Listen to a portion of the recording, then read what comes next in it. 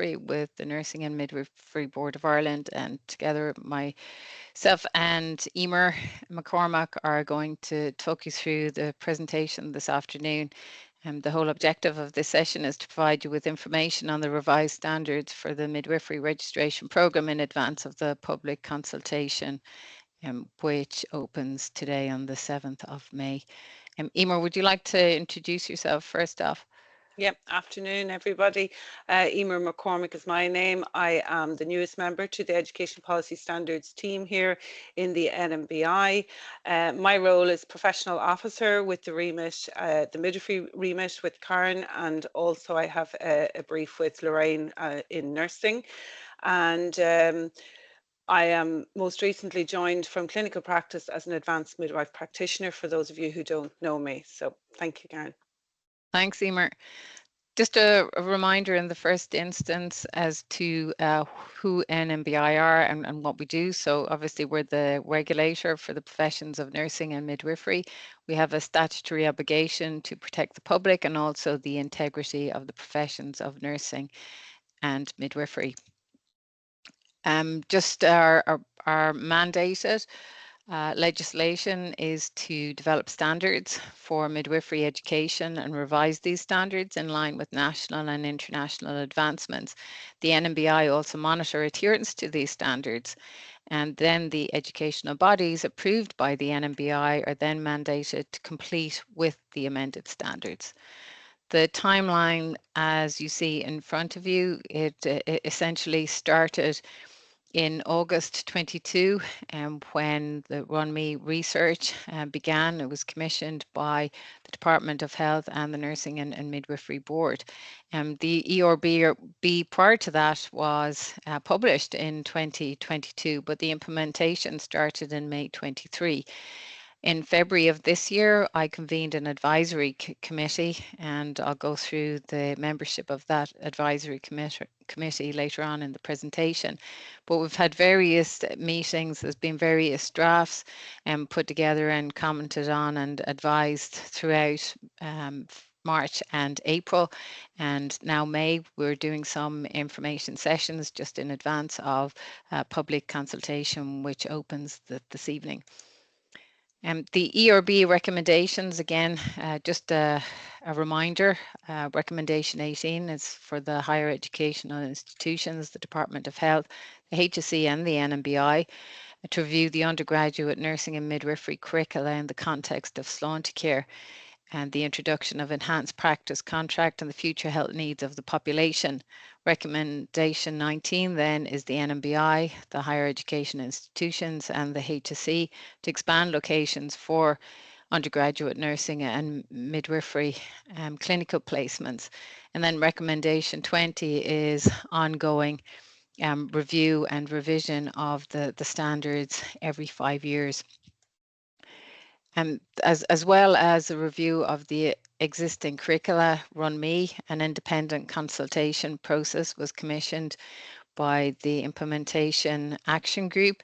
Midwifery clinical and academic personnel met in TUS last year, and following this I actually convened a midwifery subgroup to provide a response to the Implementation Action Group 1, the research findings, as well as the RunMe recommendations. And you can see here that the Midwifery Network actually met on the 13th of May. And then there was a submission to the Implementation Oversight team thereafter. And this is essentially where we're at now with the revision of the undergraduate standards for midwifery education.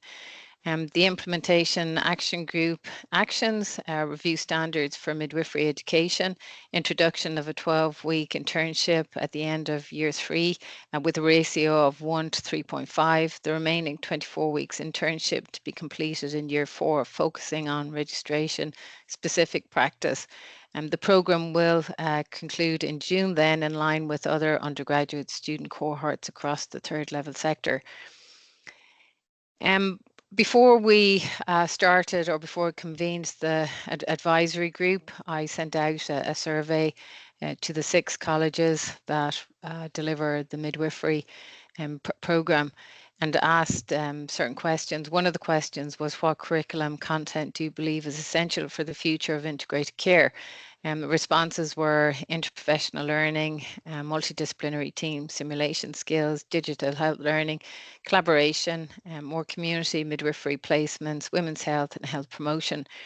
Another question was to consider the gaps in the current curriculum and the national healthcare policy, and how should a curriculum be enhanced to better prepare midwives for the future. And some of the answers were more community midwifery, more midwifery-led models of care, longer placements in the midwifery-led settings, and continued integration between the educational bodies and the clinical partners in terms of teaching and learning. Strengthening the likes of breastfeeding and expanding maternal and mental health. The advisory group then was convened in February of this year. There was a representative from the 6 educational bodies that deliver midwifery education, 1 regional rep from practice development. There are, as we know, 19 maternity units, but it wasn't feasible to have a representative from all 19 units. 2 reps from the Midwives Committee, 1 representative from the Office of Nursing Midwifery Services Division, Midwife Advisory from the Department of Health, and the lead midwife for the National Women's and Infants Health Programme. Just in recent times, this week and last week, I'm doing information sessions for practice development colleagues, directors of midwifery and the assistant directors of midwifery, and another information session for the educational bodies. As I already said, public consultation starts on the 7th of May and runs for 4 weeks thereafter. I mentioned this already, but just a reminder, the NMBI and Department of Health commissioned a tender to conduct a comprehensive review of the undergraduate nursing and midwifery curriculum leading to registration in Ireland. The tender was awarded to UCD. There was 5 separate work streams in the RONME. You can see there 3 were national and international documentation and peer reviewed, and 2 related to professional opinions.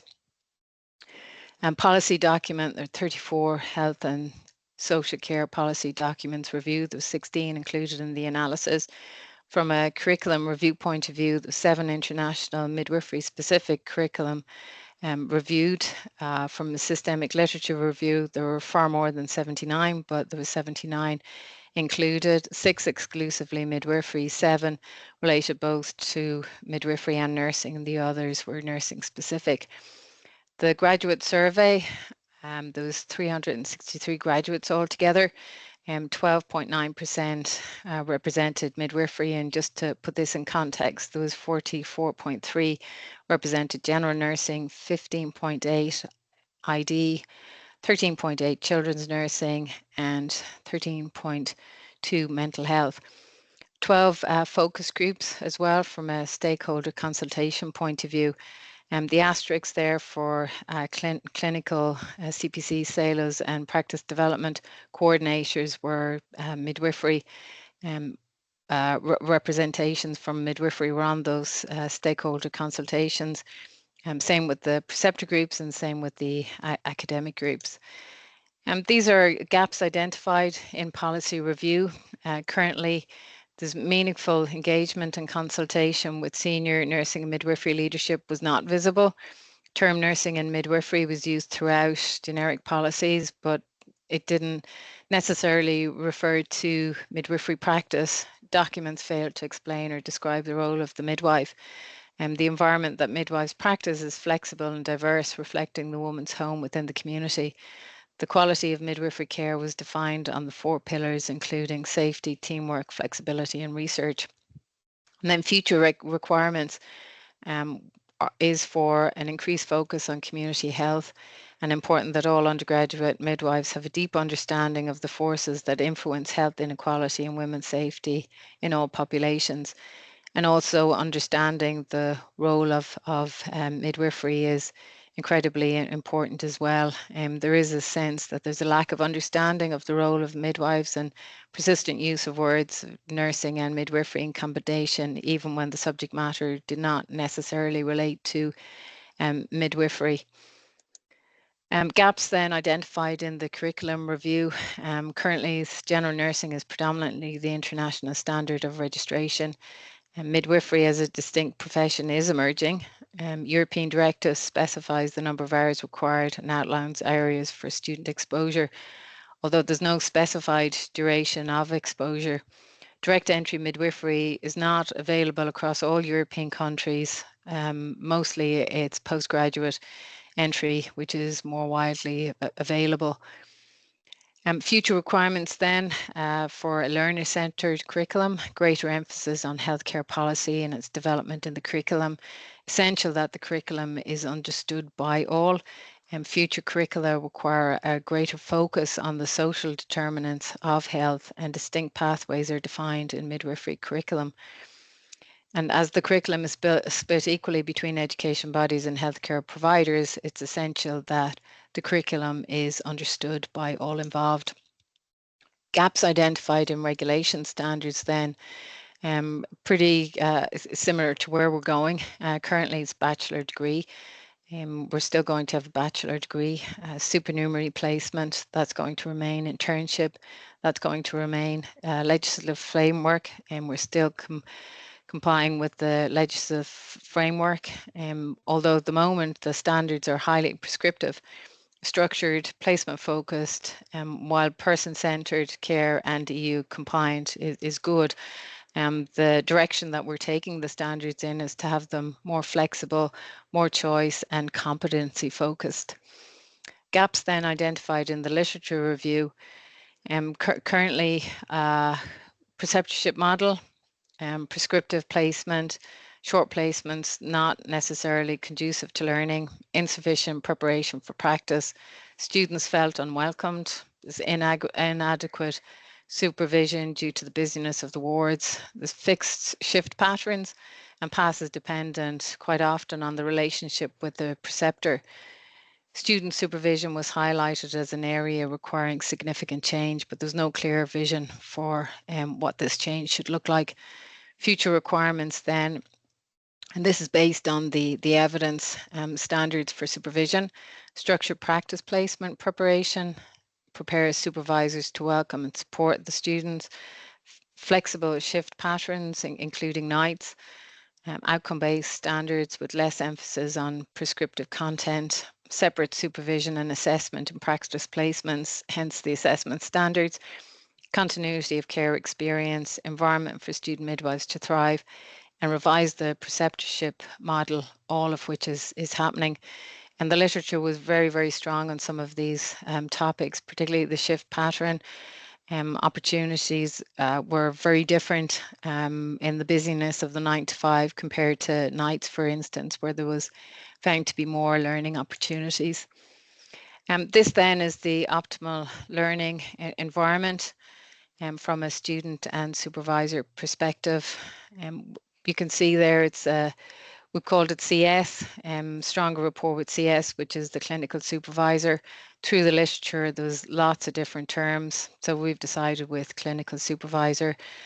Within our health structure at the moment, there's huge opportunities for different learning. So to use all the settings available, be it in the hospital, in the community, various clinics. Specialised care centres, so using the specialised care centres where women receive care pre-pregnancy, during the pregnancy and post-pregnancy. And it was found in rural centres, it was a positively correlated to a stronger relationship and a better rapport with the clinical supervisor. And as I've said already, night shifts more conducive to learning and teaching. And there's a need for obviously learning materials as well. Graduate findings, just to outline a few, 50% overall happy with the curriculum.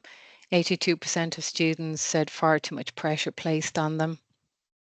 54% said sheer volume of content and work made it impossible for them to comprehend what they thought would be important. But this was more prevalent among psychiatric in general compared with children's. Practice placement then, 75% reported that they did not receive adequate preparation from the educational body.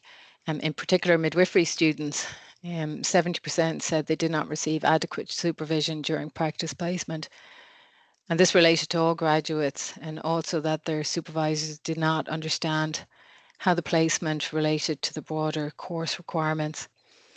A lot of graduates reported significant impact on mental health and talked about the staff being incredibly busy and simply not having enough time to teach them. There was also effect on diminishing confidence.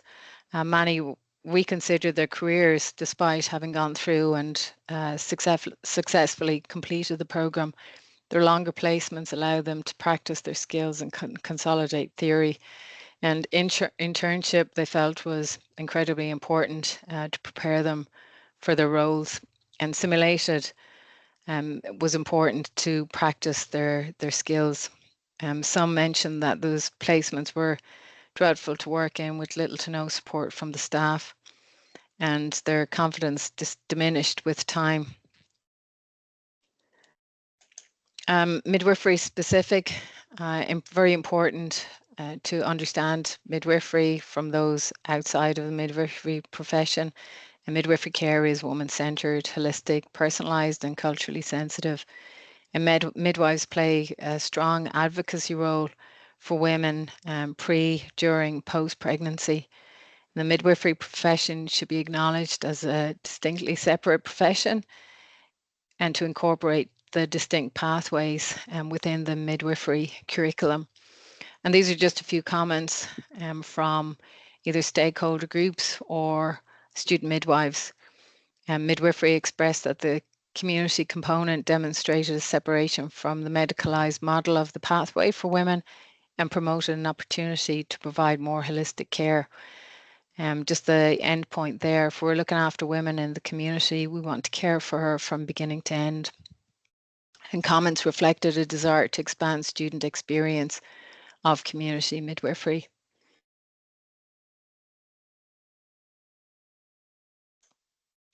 Just more comments then. There's a strong sense that practice placements and theoretical models need to be re-examined. Clinical placement needs to be remodeled completely. And the middle point here, or quote, key midwifery skills like vaginal breech birth and perineal suturing, we really need to keep an emphasis on that we are de-skilling our current midwives by not paying attention to these core needs. And just the lower point here, I think that it's so important that the student gets the level of support that's required out there in practice.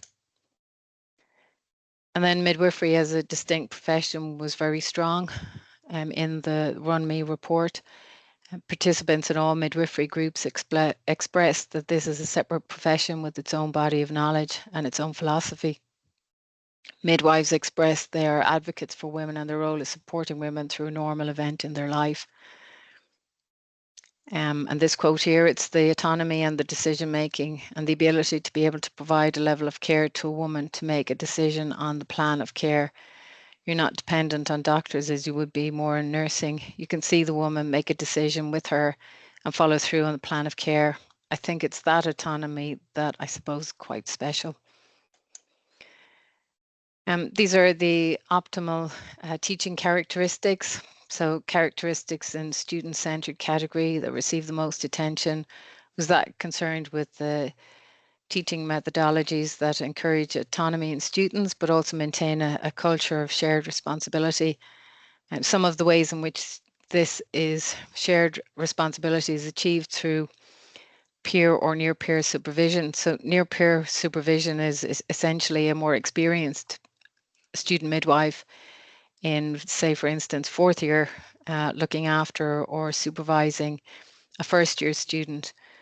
While we're saying supervising, and we're not necessarily saying that the students are going to be assessing each other.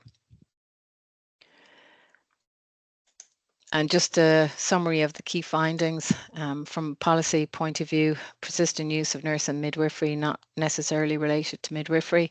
National maternity strategy promotes caring for women as close to the home as possible.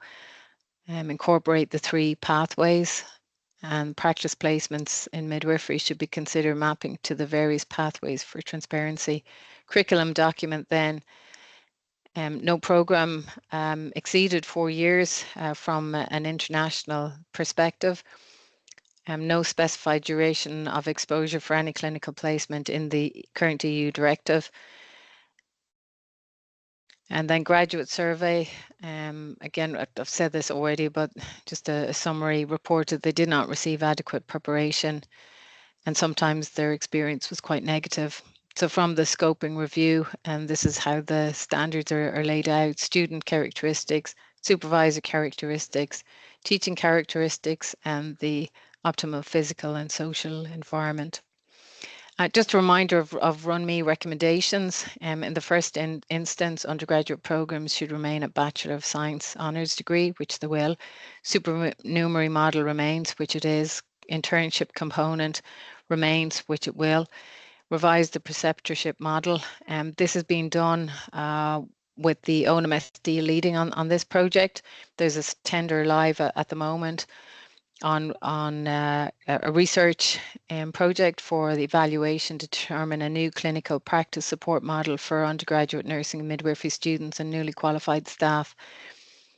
Number 6, evidence-based characteristics related to the optimal learning environment,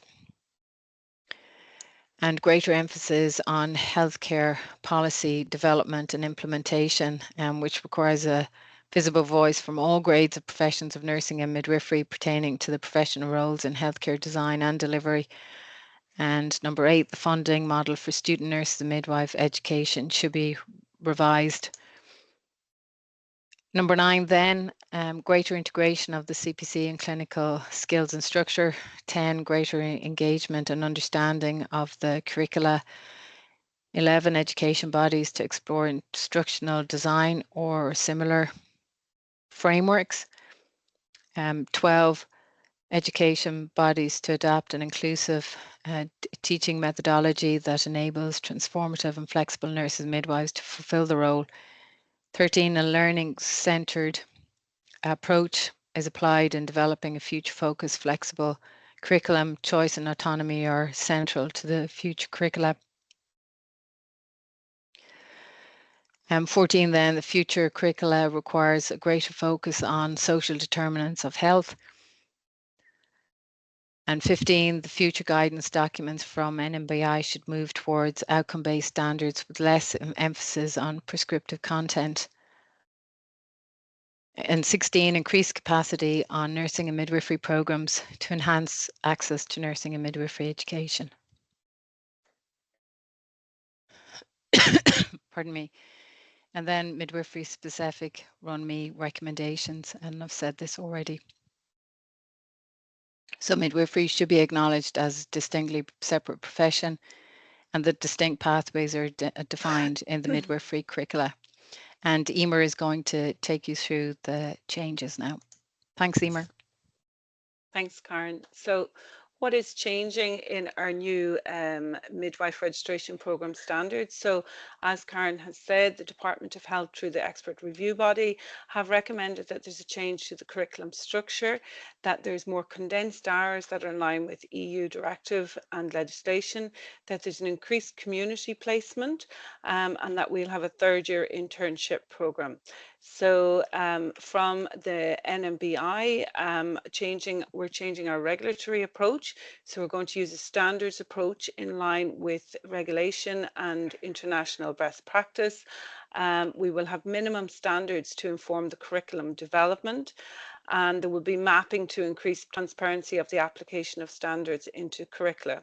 So the curriculum development remains the responsibility of the education bodies in collaboration with their practice partners, because it is recognised that you're the experts in education, and that each education must submit the curriculum for accreditation as we currently do. So some of the questions that came in, there was a question in relation to what's the difference between competency versus standards-based approach. So a standard refers to what a student knows, while a competency refers to what they do with what they know. Competency describes an activity that a public health professional engages in to meet standards. Both standards and competencies refer to structure, process, or outcomes. From that standards in the new curriculum will be in the new curriculum they will be broad. Broad standards ensure that there's a consistent approach to their education, and the standards will reflect the code of professional conduct.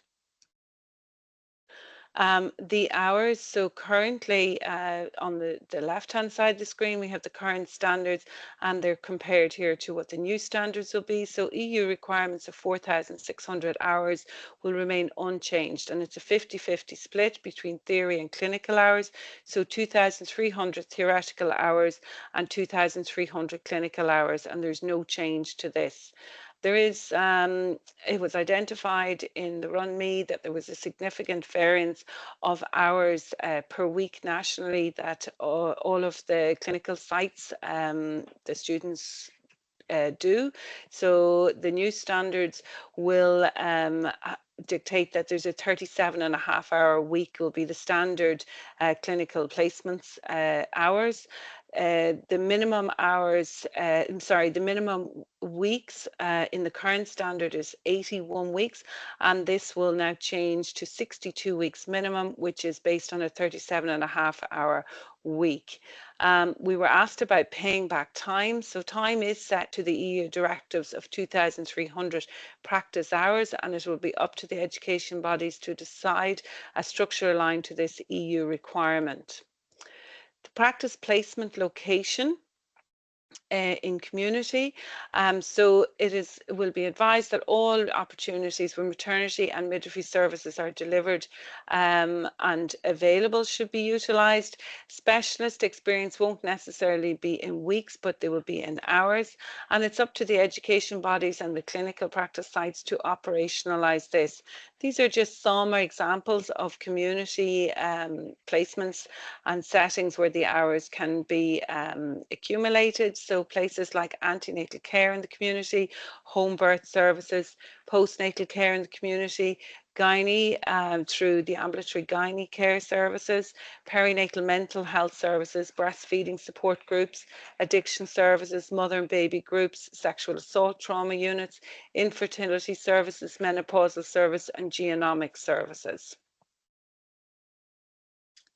Internships. So the Department of Health have committed to internships starting in year 3 with a ratio where the ratio is 3.5 to 1, and the ratio of 2 to 1 will remain in year 4. So year 3 internship will build on previous placements, as all years should do, where it's a cumulative, and should be mapped to the theory content of year 3. 12 weeks paid internship on the ratio of 3.5 to 1, as I've said, and then year 4 internship will build on previous placements as per year 3. There'll be a 24-week paid internship with a ratio of 2 to 1, where there'll be 2 internship blocks, 12 weeks each, and this is an IAG 1 recommendation. There has been financial commitment from the Department of Health and partners regarding operationalisation of these changes. So reflection is addressed in the standards. Discursive reflection is what is addressed, which is talking or writing about a subject. Discursive reflection is integral to undergraduate midwife education, and it is the role of the education body and practice partners to implement this through the curriculum. From a midwifery perspective, an integral aspect of the ongoing development of midwifery practice is the necessity for midwives to engage in critical reflection on their practice. This process is vital for enabling midwives to make informed clinical decisions and judgments, ultimately enhancing the quality of care provided to women and their families. Discursive reflection in practice placement is an ongoing process for midwives, and which is why it is going to come through as part of the undergraduate programme. So the use of discursive reflection will be to inform a written reflection, which will provide evidence of competency attainment, which is evidence-based. Integrated into the 37.5-hour week, and it will be used as a method to record the students' competence and also a record of teaching opportunities. Assessment. There will be academic and practice placement assessment. Standards for assessment will be formative and summative, and there will be standards for competency assessment. Formative competency assessment at the end of practice placement, formative assessment of agreed competencies by an assessor. There will be a variety of sources of evidence used to demonstrate competency, with a maximum of 2 attempts at competency assessment in practice placement. Summative assessment will, at the end of each year, will be presentation of a national portfolio document with academic representative and practice placement representatives. So as Karen has already said, the assessor and the supervisor in the practice placement are not the same person. The evidence shows that the supervisor, who is also an assessor, can lead to a power imbalance. The assessors should be closely linked to the education body and have received formal training in assessments from the education body, and this is as per the assessment standards in the document. If a student is unsuccessful in achieving the required level of agreed competency, the education body is informed by the assessor, and processes to moderate or repeat the necessary competency are arranged to determine the evidence required to demonstrate competence. Competencies are agreed in advance of the placement, and formative assessment is done after a 4-week placement, and portfolio will form the summative assessment done in collaboration with the midwife from clinical and the midwife from academia. So I'm going to hand you back to Karen now, where she'll continue the presentation. Thanks very much, Emer. There will be an oversight group, or rather an oversight group is being formed at the moment to oversee the implementation of the new standards. There'll be, of course, key representatives from nursing and midwifery, from academia, clinical, public, service users, student representation, staff representatives, regulation, the NMBI, and policy, the Department of Health. In advance of the presentations, we asked interested parties to send through a few questions. Questions were based on our assessment, placement, clarity on the roles, support roles, ratio, practice standards, and the philosophy of midwifery. As we've said, there's no change to the EU directives in terms of placement or indicative content. We're asked about placement in the neonatal intensive care, that will remain. MCAT will be part of the portfolio that Emer outlined. Curriculum content must be cognizant of legislative requirements for students requiring support, and this is a responsibility of the education body. Clinical roles rest with the employer. As I said already, NMBI, we can't define roles, but NMBI and ONMSD, with ONMSD leading a project to review a support model and evaluation to determine a new clinical practice support model for undergraduate nursing and midwifery students. That's live at the moment. The current ratios will remain in place until further direction. Curriculum content then. A document will be available to indicate what evidence is required for accreditation to demonstrate the standards are met. In terms of the midwifery philosophy, it will not be included in the standards, but a group are reviewing the midwifery philosophy, and it will be available as a standalone document. Practice standards as well. I was asked about that, and if they're going or changing or disappearing altogether. They're not. Their current practice standards are aligned to the previous code. So the practice standards will be revised for sure, and that will be in line with the current code that was published in February of this year. The scope of midwifery is as per the EU directive. In the document, when you see it, the chapter 1 outlines the legislation. The format, while similar to the nursing standards, are not designed to minimise midwifery, as we were asked about as well, but they're essentially informed by the RUNME recommendations. And all standards are relevant to midwifery student, with registration standards applicable to all midwives. And the organisation of the programmes will be the responsibility of the educational bodies and the clinical partners working collaboratively. So public consultation opens Wednesday the 7th, concludes on Tuesday the 4th of May. So welcome any feedback. Chapter 1 covers legislation. Chapter 2 outlines the standards for entry to the midwifery register. Chapter 3 outlines standards for midwifery education. Chapter 4 outlines the requirements from educational body and clinical partners' perspective to meet these standards. And these will be used in the approval process going forward and for any of our 5-yearly site visits as well. Details will be available on the NMBI website, and this presentation will also be available on our website. So thank you for joining us this afternoon, and I welcome your feedback on the documents. Thank you very much.